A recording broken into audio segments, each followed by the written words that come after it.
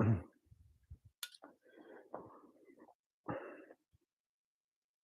everyone, welcome back to the shop. It is Sunday evening, and we're a little bit earlier than normal because I had to get this to you guys as soon as possible because I haven't seen this in a long time. Um, it's been more than 15 years since I've seen something like this, and I had to get it to you guys as soon as I could. So, working on limo wiring today, not the stuff underneath the tub. I was working on engine bay wiring, and this car has had an issue with when you turn off the key, the engine does not turn off. And that is a problem because then you have to pop the hood, you have to come underneath, you have to, even if you unhook the battery, it'll keep running. You actually have to unhook the alternator and disconnect the alternator and pull the, I'll show you, there's a plug in there you got to pull. So that's a major issue, and it's not only a safety issue, but it's also a convenience issue. It sucks having to turn off the car by popping the hood and pulling the alternator wire and then plugging it back in and going back and starting. It's a pain in the ass, so we don't want to do that. So this afternoon I was going through a bunch of the wiring, and I'm absolutely racking my brain, and I checked like old forum posts and all of this stuff, and I could not find this, but I remembered it from inside of my head from more than a decade ago, probably a decade and a half ago. I'd seen this before. It was on a different car. I believe it was on a Chevelle, and um, it was one of the most bizarre things, but it actually worked. Now, I got to preface all this by saying it worked this afternoon when I had the little test rig out. Now that I'm on camera and I'm live streaming, it probably won't work and it'll make me look foolish, but I know it does. Anyway, hmm, still no deliveries from Rockstar, which is kind of odd because they have no clue who I am. Hmm. So I'm going to show you guys what's going on here. I'm going to start the car as is. And oh, who do we got here? Hey, I'm going to start the car and I'm going to then, let it idle for a second. I'm going to turn the key off. I'll pull the key out and the engine will still be running. So I'll show you guys that. And then I'll show you what I have to do in order to kill it. And then I'll show you what I did to figure out how to stop this. And it's so bizarre. It's really bizarre. You're probably not going to see this. It would be super rare to see this because like I said, I've seen a lot of electrical stuff, and this car is an electrical horror show. What I got was not normal. So dealing with all of these electrical issues is a huge endeavor, and uh, we're getting it though, one at a time. So I'm gonna start the car. It'll be a little bit loud, and also fair warning: the idle air control is not set with the sniper, so it's gonna have this kind of whistle sounded idle. Don't worry, we're going to get all that fixed and tuned, and it'll be nice and quiet, and it'll sound decent. So I'm going to show you guys this, and then I'm going to pop the hood. I'm going to bring you under the hood, and I'm going to show you what needed to be done in order just to turn the engine off. So here we go. You guys ready? All right. This is super sexy because I have to give it a little bit of gas, a little bit of throttle when I crank the car. So please excuse my position for this. Actually, it doesn't really matter. All right, so here we go. Key in, and just to show you that I actually have the actual key. This is my test key, though. So key goes in. We're on. Uh, the first notch is on, which is for some of the other things. The next one is ing, which is ignition, or the next one is ACC, which is all the accessories. So that's all your dome lights and everything else. And also your ignition. It then sends power to your ignition circuit. So, and then you have the crank, and that's the spring-loaded guy that comes back, lets you crank the starter. That's your start. So we're on, we go to accessory. We go to accessory, the license plate goes down in the back, the fuel pump pumps until we have pressure up here. Then we can start the car. This is so not me.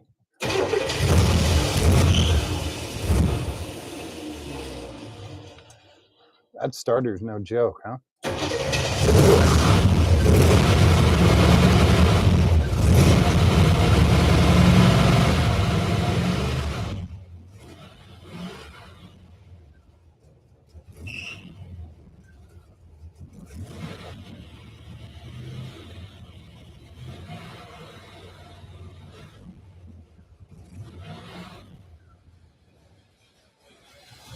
It's idling a little rough, but now I'm going to turn the key off and I'm going to show you guys the key. Then I'm going to show you how to. So I've turned the car off and it's still running. Barely because of the idle air control. It shuts off. All right. So the idle air control is unhappy. And you heard the license plate go up in the back because I have the key in my hand. So let's start this again. I'll show you how we turn it off now. Maybe.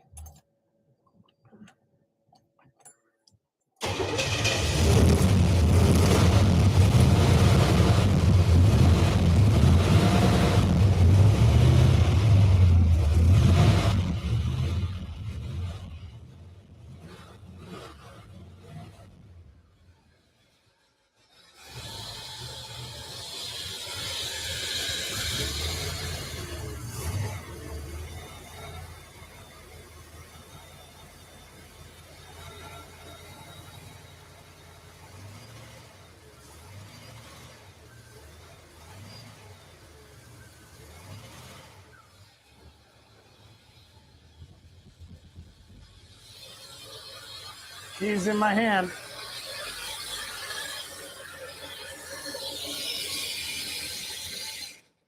I have to disconnect the starter. This is the ignition wire. This is our wire from our starter. So that's how we do that. Now, let me show you guys. I'm just going to set the key in here so I don't lose it because I'll probably lose it in my pocket. So I'm going to bring you guys in and show you how this is all working. What's happening is there is voltage that is being backfed.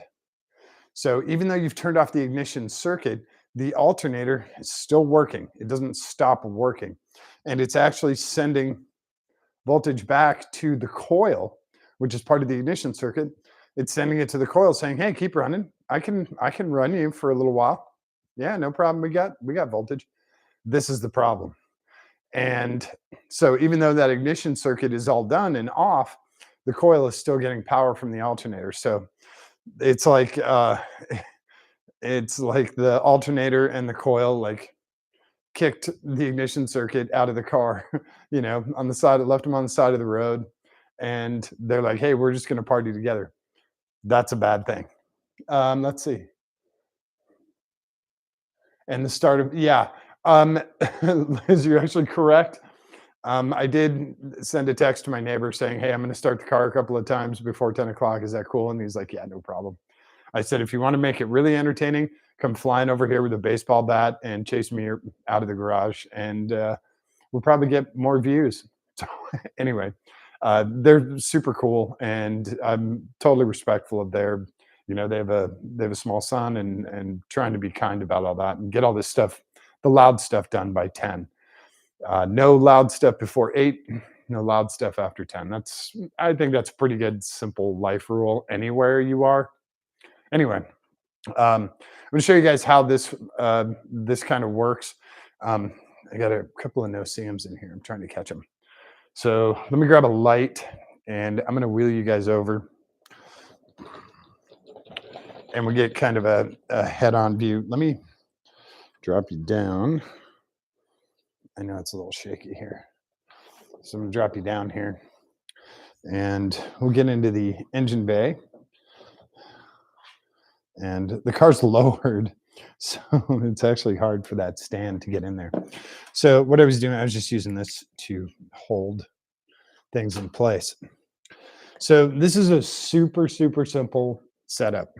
Um, there's actually, believe it or not, there's even a one wire alternator. This is a GM 10SI. This is a brand new alternator. Um, this thing, and you can tell it's not working correctly because it's warm. Yeah, it's warmer than the valve cover. So when it's doing that back feeding, that means it's not working correctly. So um, this is a very, very simple setup. And this will be kind of funny. We'll do some alternator fun stuff for you guys. This is actually, it starts off as DC. It gets rectified to AC, or sorry, it gets transformed to AC, and then it gets rectified to DC to get sent out. It's a really, really, that's why they call them generators, because technically it's creating AC, rectifying it to DC, and sending it out. It's a really cool setup how they do this.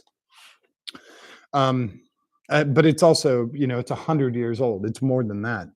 So um, this is our alternator wire from the original wire harness. Now, as you can see, this harness has been butchered. There are cut lines, there's stuff disconnected, which is, for other sensors like cruise control and other stuff like that. There's just bare wires hanging out here. There's stuff that's been burned. I mean, this is the wiring disaster that I got. That's right. I need to give you guys a light. Sorry. Let's get a light in here.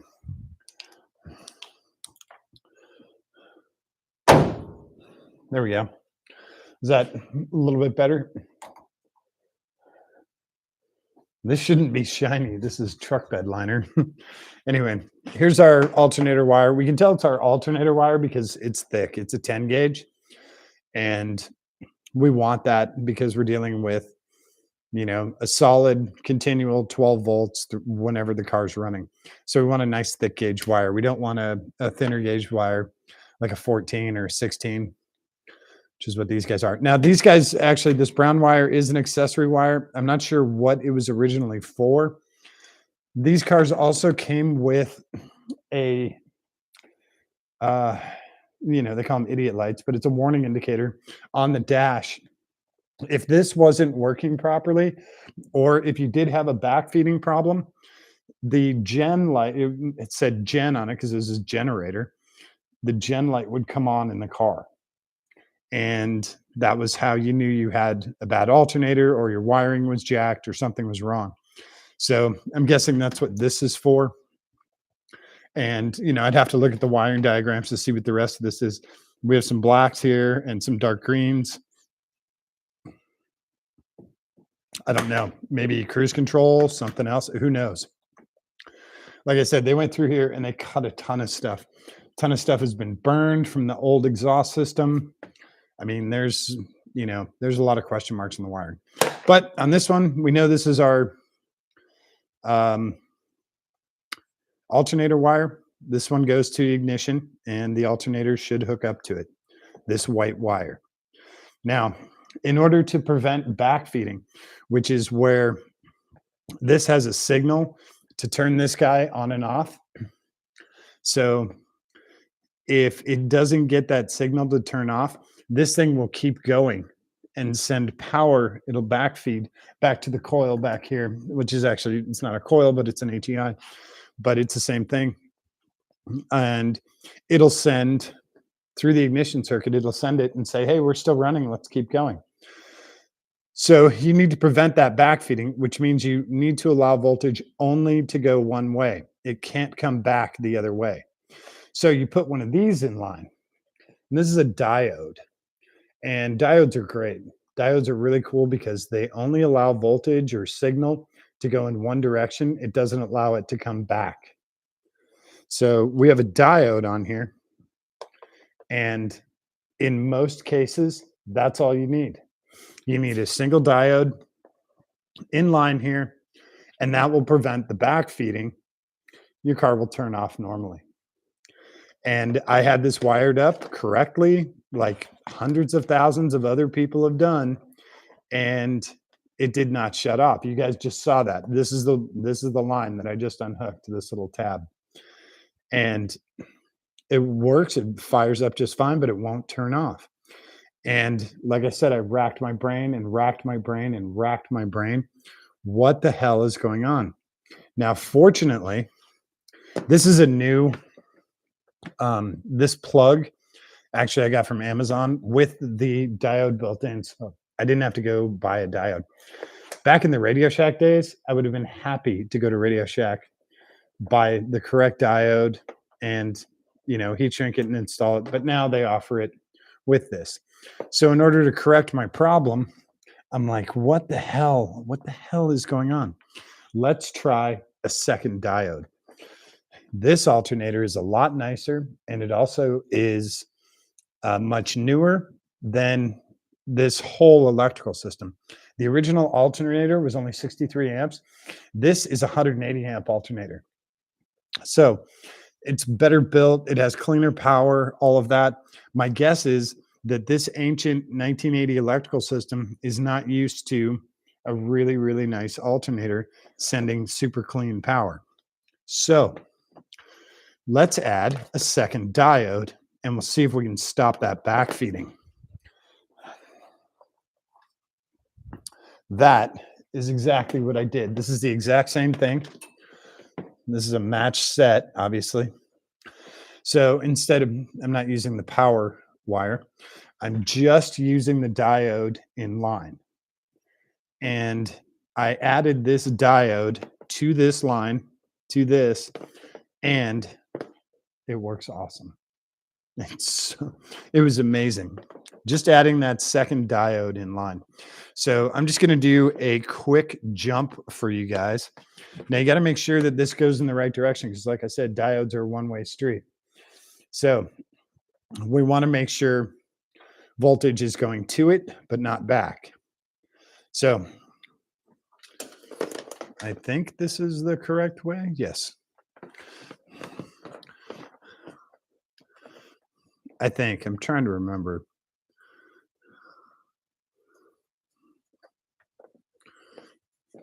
Yeah. And then we have this connected to our alternator wire in a very rough manner. Again, this is just for testing. Now, we're still running the same thing. It's all going in the same direction. Sorry, from God, now I'm getting lost. No, that's correct. Yeah, it's all still going in the same direction. It can't come back this way. So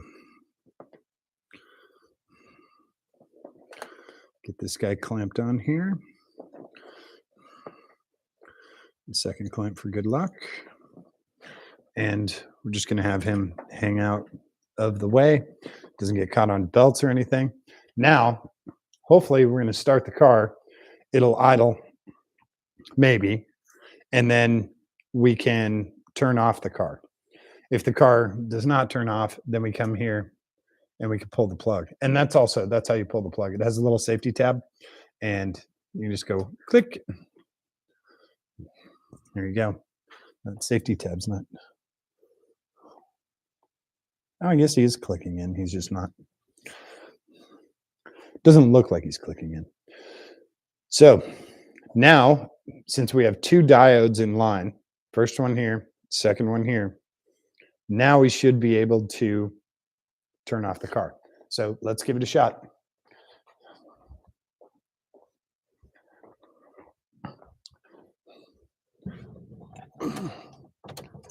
Okay. Let that fuel pump prime. I just let the plate go down. That's enough.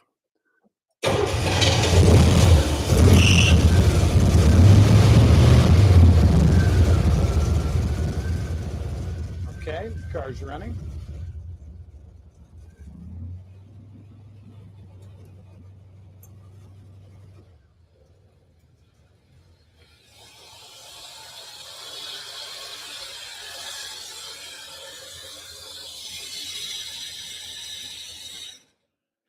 And of course, it didn't work. That's exactly, didn't I predict that already? I think I predicted that already.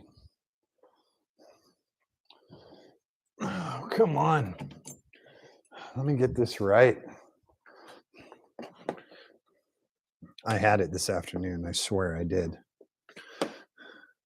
So we have diode 1 coming out here. Diode 2. Yeah, he was definitely in line there. Oh, this guy just wants to pop out of here. That's fine. Can do that. And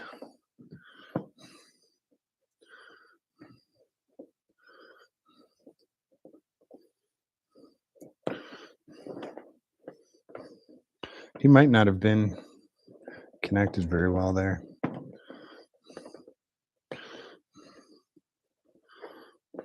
Let's try this again.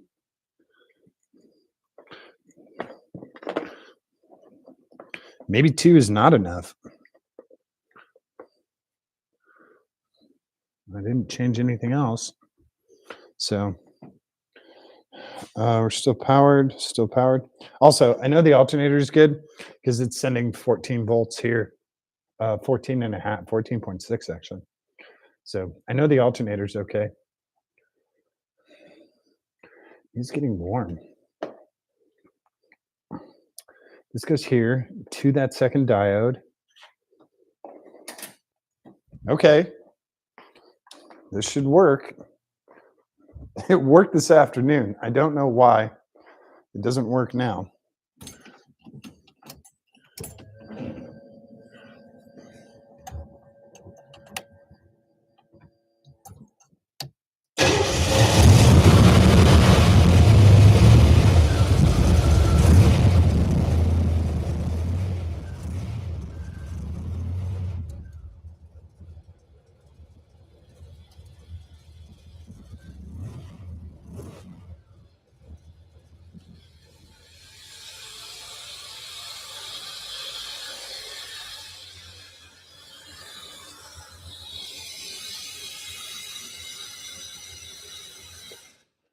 It does not work now. Let me try it with this guy.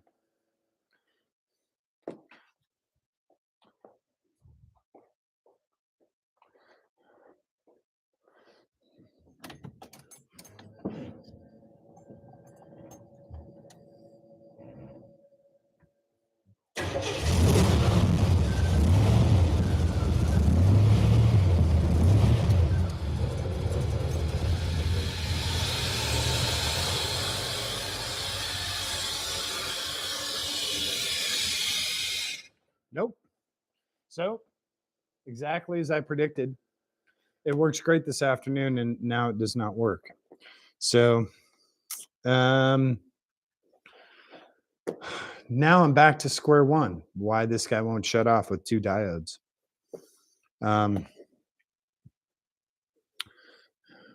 We can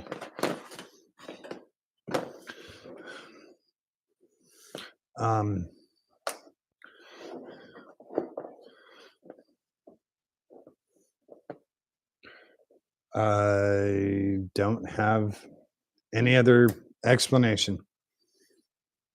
So I have 2 diodes to prevent backfeeding, and it still won't go. This guy is going the correct way, and he still backfeeds. So that's interesting. The other thing is this, well, it's hard for diodes to get killed, but it is entirely possible. So, 3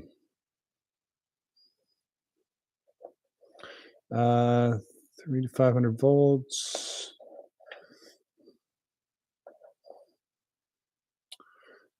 Chinese doesn't say anything else. So this is the correct routing. So I don't know. What do we got here? Who else is here? Oh, hey, Denise. Yeah. Now it doesn't want to turn off. So I have to find another reason why we're still backfeeding. Even with 2 big ass diodes in there, we should not be backfeeding. Um, that is not correct. So, um,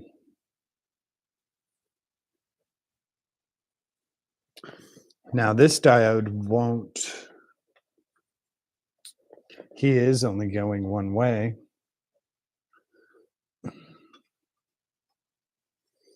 Um, there's honestly, there's no other way to do this.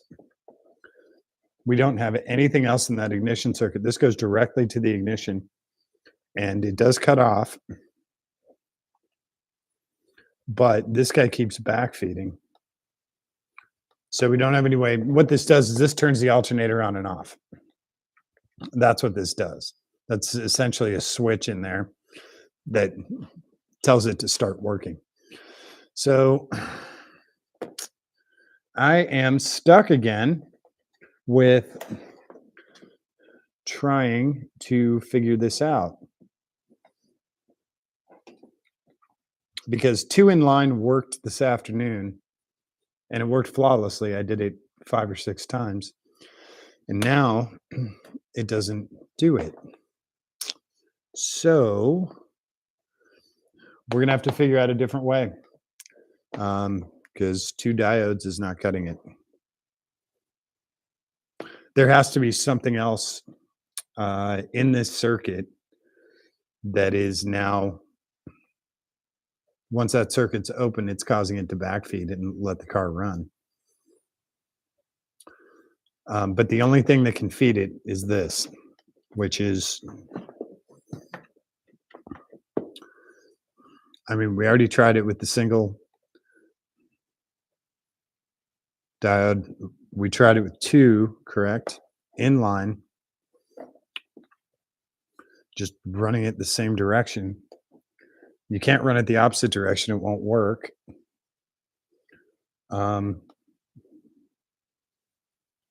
You can't check for continuity because it's a diode. It needs power for continuity. So,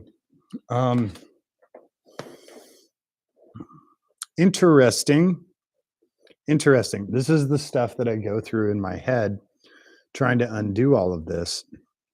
And when I finally get like the wiring cleaned up and I figure out where everything is, because the wiring diagrams for this car are like, they're so sketchy. And of course they have them for the Coupe de Ville, which is different than the Fleetwood, which is, yeah, it's a mess. So when I do finally figure everything out, I think I get everything wired correctly. And it turns out it's going to be something completely different. So now I'm wondering,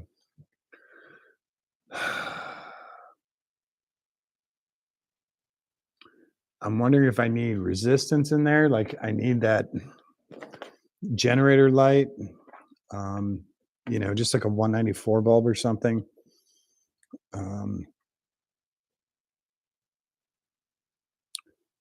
I don't know what else to add to this circuit in order to get it to work. So, but I do know that it is working. I know it worked in the past too. It did it before. So these guys are a good, solid connection. So I know that's correct. Well, yeah, he just moves a little bit. That guy does too. I predicted it, didn't I? I said it was going to happen. I don't really have anything else on this. I'm going to have to dig in further, and you guys don't want to be any part of that. So,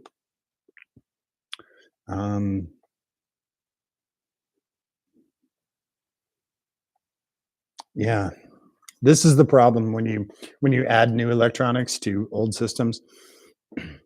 The plugs don't match usually. Thankfully, this is the 10SI and the 12SI. They've all kind of retained the same plugs. So that's kind of good. And also a lot of these are remanufactured. They'll take them apart, put in new components and send them back, resell them.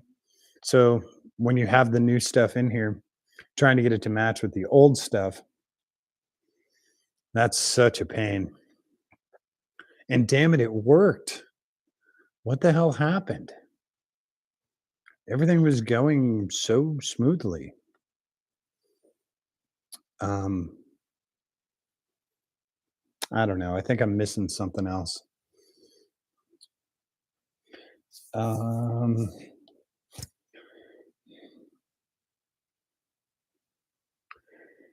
yeah, we can be missing a ground on the ignition circuit somewhere, and um, I know we're all grounded with the sniper wiring, so that's not the issue.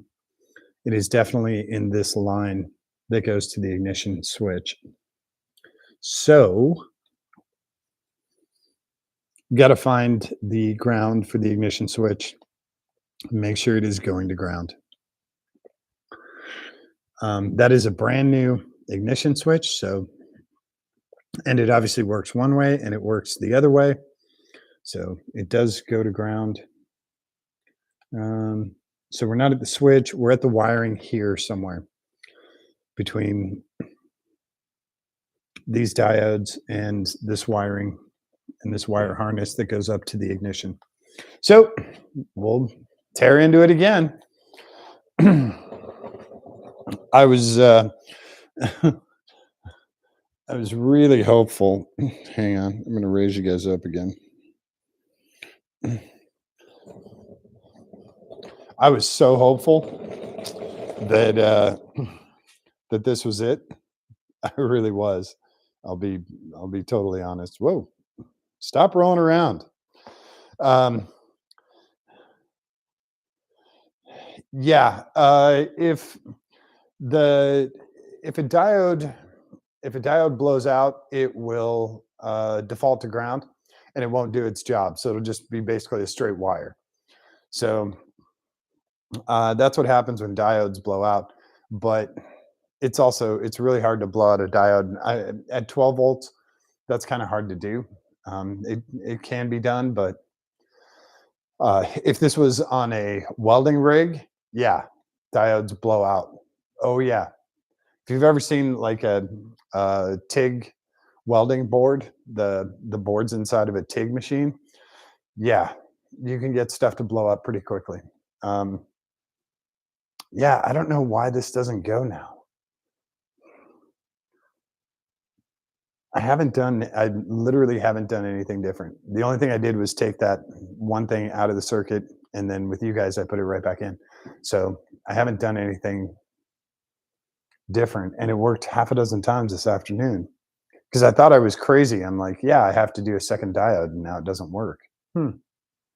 Well, that's why you guys do this, and why you hang out on the channel here is to see not only the successes but also the confusion and the failures and the what the hell happened and all of that.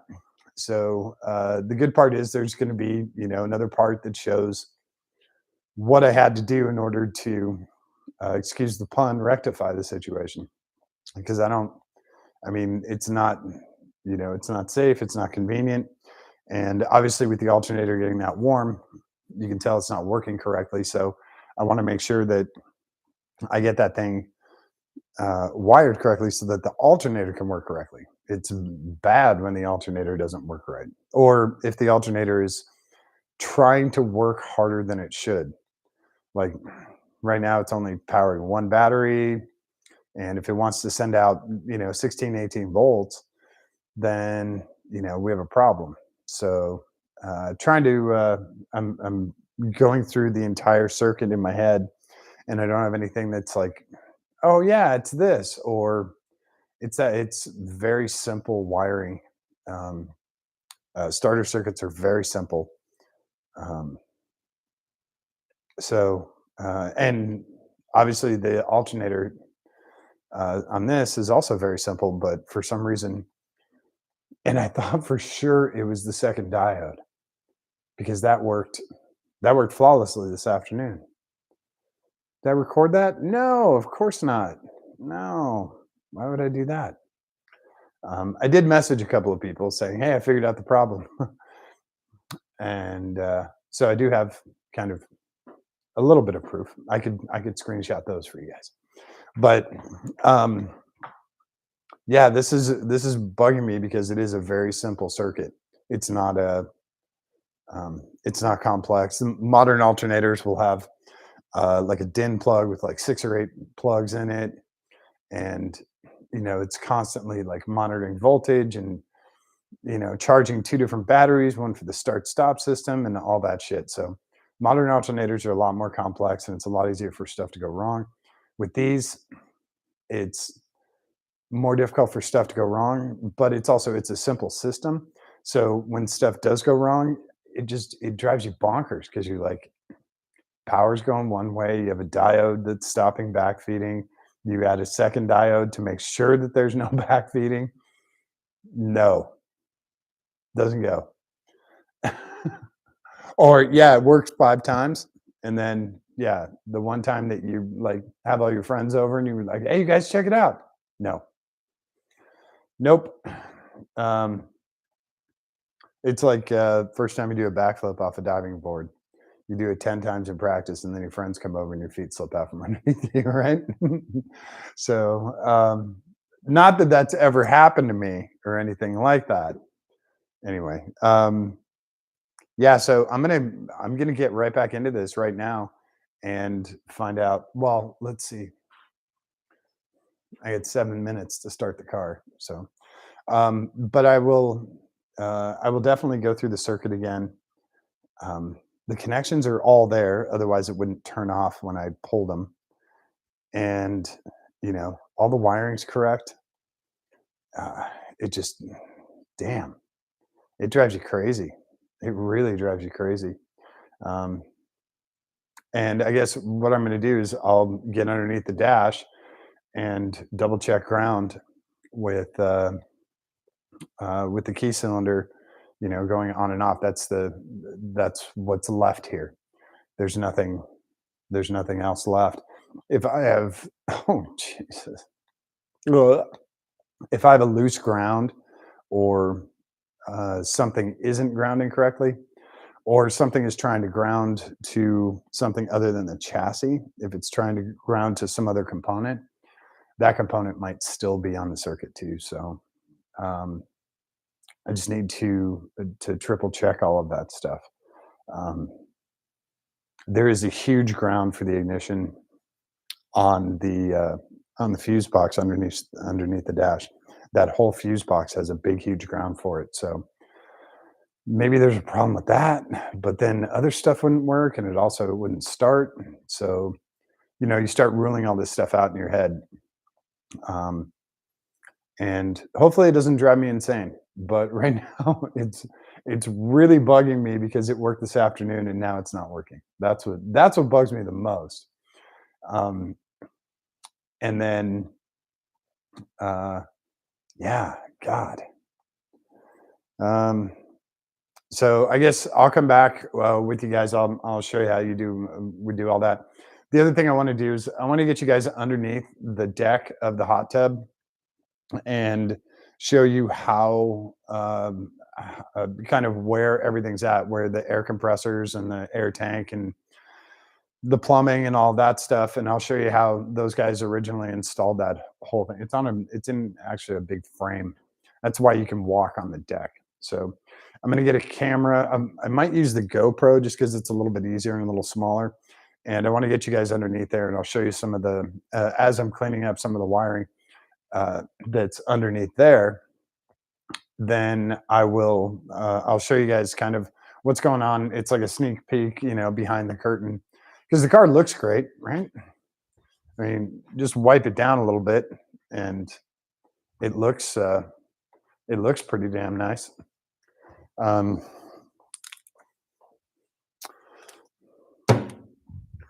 but what you don't see is all of the stuff behind.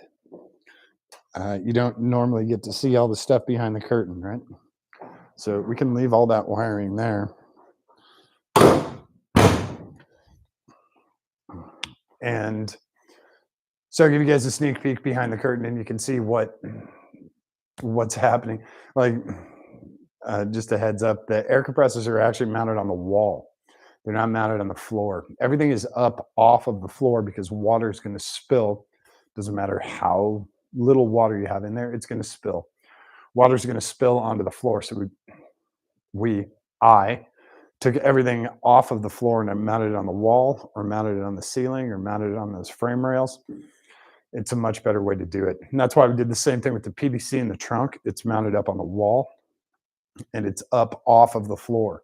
So even if water goes in there, either through the trunk edge, it'll fall down. It won't rest in water. Um, so yeah, there's a lot of thought that goes into where components are going, where wiring is going, just to keep it dry. Normally, you wouldn't have to worry about that. You just, like the original wiring is all on the, lower edge, the foot panel of the car, and all that wiring runs all the way back. But for this stuff, I wanted to make sure it was up and out. So I'll show you guys some of that stuff and explain how the air compressors work. And um, let's see, what else do we have underneath there? The basic plumbing for the hot tub, where the water in, water out, and airline goes. So yeah, I think that's about it. Because yeah, water moving through the jets is okay, but you need an aerator to give it the bubbles. That's the whole jacuzzi thing, the hot tub spa thing. So I'll show you guys that stuff, and then yeah, we'll get some wiring cleaned up underneath the back deck so that it's really clean. We'll also have our gauges up front, so we'll be able to see fuel and air pressure in the bags and stuff like that. So tech would have appreciated you as an engineer. You do things that make sense. Yeah, the problem is when things make sense, they also cost money, and that's one of the things that that you know production likes, but accountants don't. Accountants don't like it when it costs money to do it right. They hate that shit. They're far more interested in saving, 3 cents per car than they are, spending a penny per car.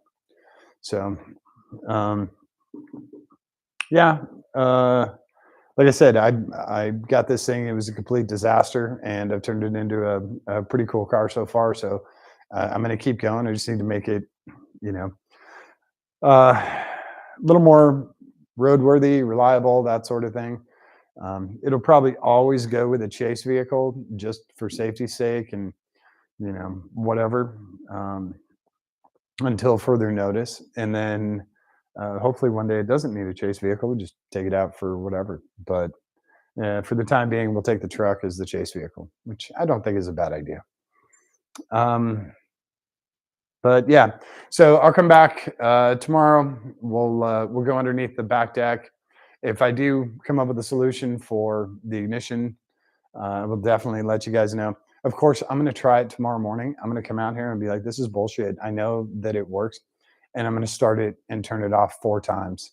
I know that's going to happen. I have enough foresight to to absolutely predict that. I don't want that to happen, but I can tell you right now that's exactly going to happen. Um, God, that sucks too. But that's how it goes. So I will find a solution to this. It's not a huge thing. Um, but yeah, we'll get it taken care of. Oh, and also I got new battery terminals for up there. So the tester terminals on the battery up front here, the quick release, those were put in there just basically for testing and for safety because I can quick release and yank those off. And if there's any kind of wiring issue like we were, you know, dealing with here, that's why I had those quick release ones. I have some new ones that are really, really nice. I need to get. I might talk to my buddy Joey about 3D printing some nice red and black covers for them. But they're super heavy duty. They're really nice. So That's about it for tonight. I appreciate you guys hanging out. Hopefully you got a giggle out of this thing bombing out and my prediction. Um, and the good part is it'll be a lot more to celebrate when everything works correctly and turn the key and the car comes off. So um, yeah, I appreciate you guys hanging out tonight. Thanks to all the new subscribers. I've seen you guys. I've gotten a few questions from you guys. And again, I don't get the notifications. Even though I have it clicked, I have to come in here to see comments and stuff. So I try to get to you guys. I try and come in here every day and make sure the comments are answered, acknowledged, liked, whatever. But if I do miss it for a few days or a week or whatever, please forgive me. I'm trying to keep up with everything, but sometimes I don't get that notification. And you guys are awesome. I'm glad you're enjoying this. Um, God, it's not one thing; it's four others with this car. But we're gonna keep going. Oh, and also we got the headlights coming too. That's why the car's nose in. The headlights are also on their way. I got to figure out this electrical, and then we'll work on other electrical. You guys saw how bad the electrical is in there, so you know what I'm working with. So we'll keep going on this, and hopefully you guys will join me tomorrow night. We'll do the end of the deck stuff, and I really do. I really appreciate you guys. It's really cool. I don't get paid at all for this, so um, it's nice that you guys are enjoying it as much as I enjoyed showing you how stuff works and doesn't work. Um, so that's about it for tonight. Don't forget to show someone that you love them. Give them a kiss on the cheek, give them a kiss on the tip of their nose, hold their hand, give it a squeeze. It's really important for them, but it is far more important for you. All right. Thanks, everyone. We will catch you tomorrow night. All right. Have a great night. Look out, millipede, buddy. Of course, it doesn't work when I fire up the camera. Of course.